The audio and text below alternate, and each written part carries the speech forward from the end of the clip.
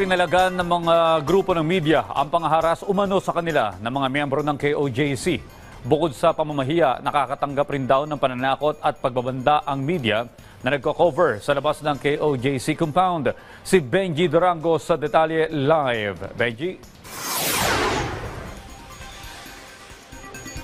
Alam mo, tama ka Audrey, dahil naiipit na ngayon sa banggaan ng pulis at ng KOJC members itong media, kaya pumapalag na ang isang grupo ng media at dahil yan sa pangharas na kanilang tinatanggap mula sa mga miyembro ng KOJC ni Pastor Apollo C. Kibuloy. Isang sulat ang ipinadala ni Edith Codwaya, ang presidente ng Mindanao Independent Press Council Incorporated, kay Attorney Israelito Torion, abogado ng KOJC. Ipinababati ng liham ang kalungkutan ng grupo ng media na umano'y pamamahiya, pananakot at pagbabanta na tinatanggap ng media sa tuwing nagko-cover sa labas ng KOJC compound o dumadalo sa press conference ng KOJC. Pag nagkaipitan naman, sumisigaw kayo, media, i-report nyo kami.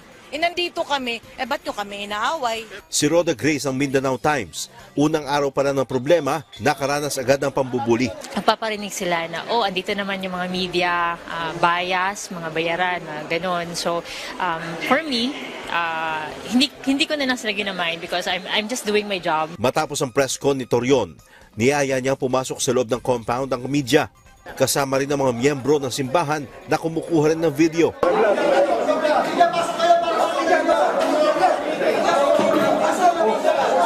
Pero nahagip ng aming mikropono ang mga salitang "pasok media, pasok", na tila ang gusto nilang mangyari, buwagin ng media ang hanay ng mga pulis. Para naman sa presidente ng Davao Peace and Security Press Corps, mali ang hakbang na ito ng KOJC na ipain sa gulo ang media na pwede nilang ika-aresto. Kami media, yung parang ipapain doon sa kanila, parang hindi naman siguro tama. Di ba? What if, kung kami pala yung bubugbugin, di ba? Kung ihaharas din kami ng mga pulis. So, hindi din okay para sa atin. Nakarating na raw kay Torion ang liham, pero kung noon, humihingi pa ng tawad dito ang KOJC. Ngayon, hindi na raw masisiguro ng kanilang grupo ang kaligtasan ng media. Dahil na rin daw ito sa galit ng mga miyembro dahil sa mga lumalabas na balitang hindi nila nagugustuhan. In the first place, we could not guarantee your safety because that is the job of the police. No, that's not the job of KOJC. Nasa likod naman para umalalay ang Davao City Police. Lumapit lang daw sa kanila, sakali raw na mauwi sa sakitan ang sitwasyon at may malabag na karapatang pantao ang mga nambubuli. Safety first, sir.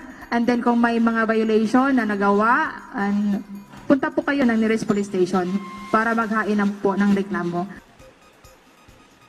Samantala Audrey, magdamag naman na naging payapa ang labas ng KOJC compound habang ang mga pulis ay tuloy-tuloy ang operasyon naman doon sa loob. Busy ngayon ng KOJC members dahil naman sa inaasahan nilang pagdating dito ng mga senador bukas sa unang araw ng kanilang Senate hearing na dito mismo sa Davao City gagawin. Kaugnay pa rin yan sa paghahanap ng mga pulis kaya Apollo Kibuloy at iba pang sabwat sa kaso. Audrey. Maraming salamat, Benji Durango.